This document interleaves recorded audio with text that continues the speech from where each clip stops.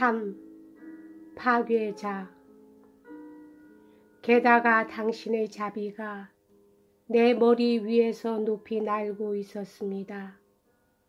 나는 세월을 보내며 지은 죄악으로 인해 스스로를 좀먹고 호기심을 따르느라 당신을 버리고 불신의 수렁에 깊숙이 빠져들어 악령의 노예가 되어 그들에게 악행으로 충성을 다했지만 그때마다 당신은 나에게 채찍을 가하셨습니다.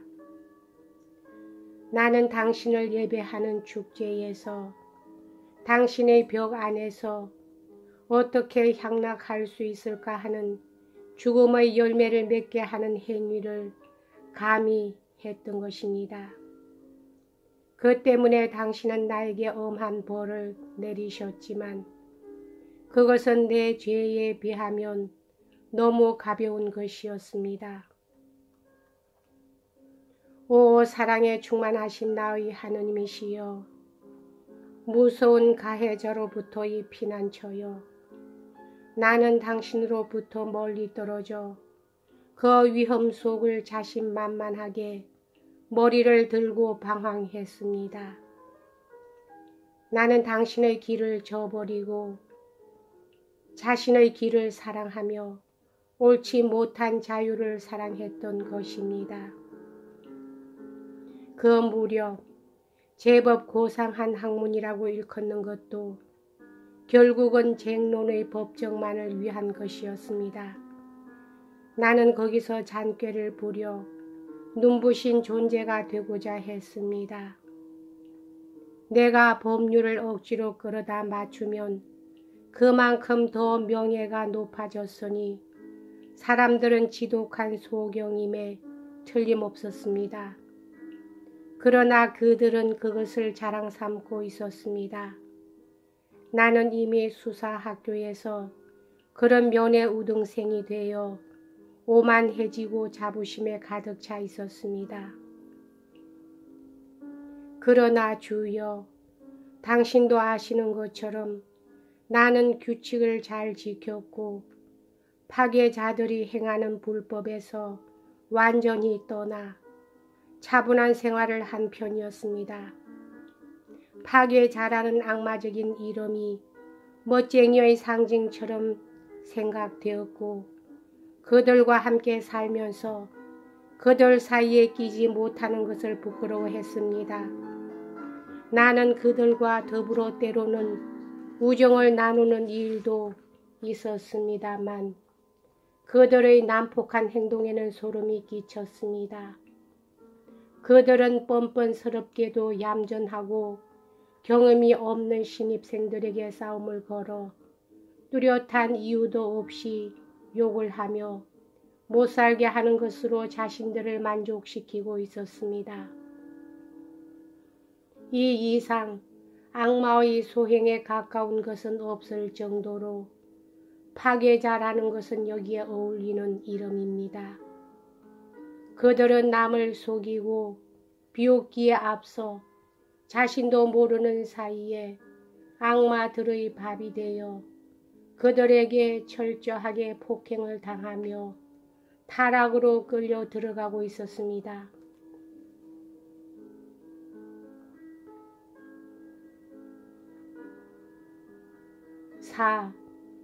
호르텐시우스.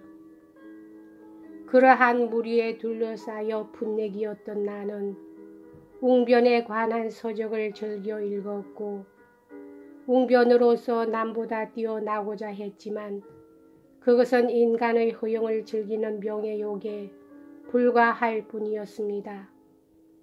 나는 일반적인 교과 과정을 마치고 마침내 키케로의 책을 읽게 되었습니다. 그의 문제는 감탄할 만큼 뛰어난 것이었으나 그의 주의 주장은 그렇지가 못했습니다. 그 내용은 철학을 권장하는 것으로서 호르텐시우스라는 표제가 붙어 있었습니다. 그런데 그 책은 나의 마음을 완전히 바꾸어 놓았습니다. 주여, 그것은 나의 기도의 방향을 당신에게 돌려놓았고 나의 소원과 동경을 다른 것으로 바꾸었던 것입니다. 갑자기 헛된 희망이 어리석게 보이고 생각지도 않던 마음의 감동으로 인해 불멸의 지혜를 열망하게 되었으며 당신에게로 돌아갈 준비를 서두르기 시작하였습니다. 그러나 나는 내 변론의 재주를 닦기 위해 이 책은 19살이었을 때, 그러니까 아버지가 돌아가신 지 2년째 되던 해 어머니가 보내주신 돈으로 산 것으로 생각됩니다만 읽은 것은 아니었습니다. 내가 이 책을 읽고 감탄한 것은 그 어법 때문이 아니라 내용 자체 때문이었습니다.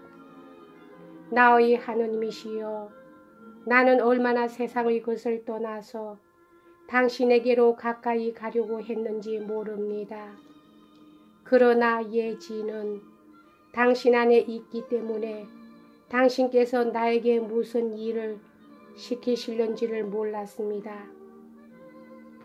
지혜를 향한 사랑을 그리스어로 필로소피아라고 하는데 그 책은 나를 지혜의 사랑에 불타오르게 했습니다.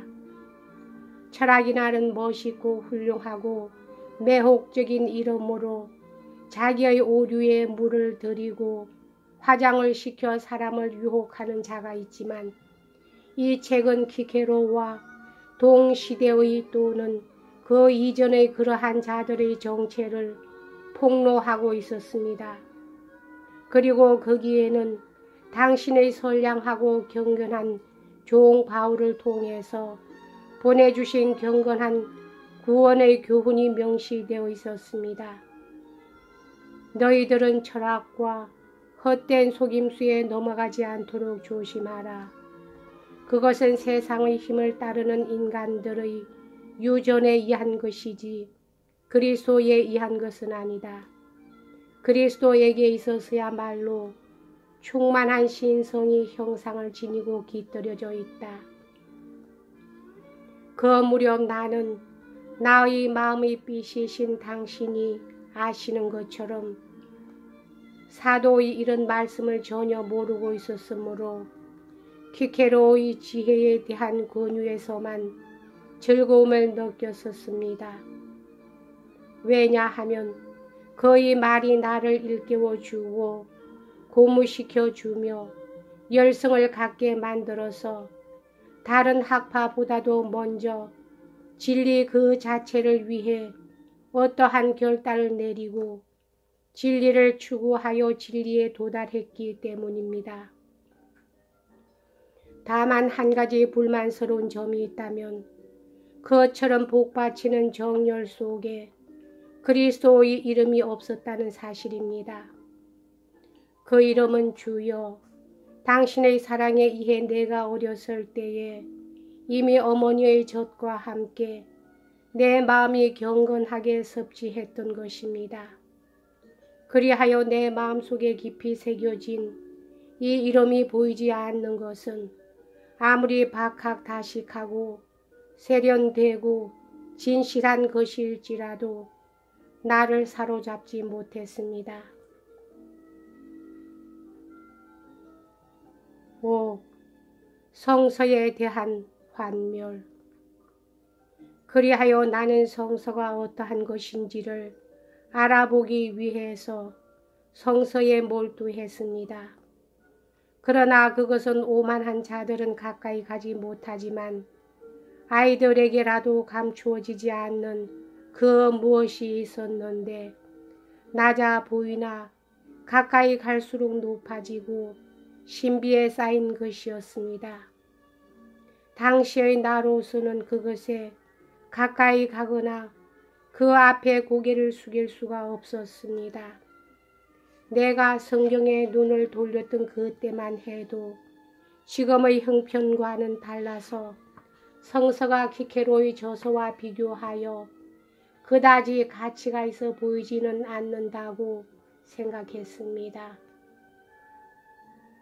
오만에 가득 차 있던 나는 성경의 보이지 않는 지혜를 꿰뚫어 볼 만한 통찰력을 갖추지 못했습니다. 성서야말로 어린이와 더불어 성장해야만 하는데 나는 어린애가 된다는 것을 부끄럽게 여긴 나머지 자신을 어른처럼 생각하고 또 그렇게 행세했습니다.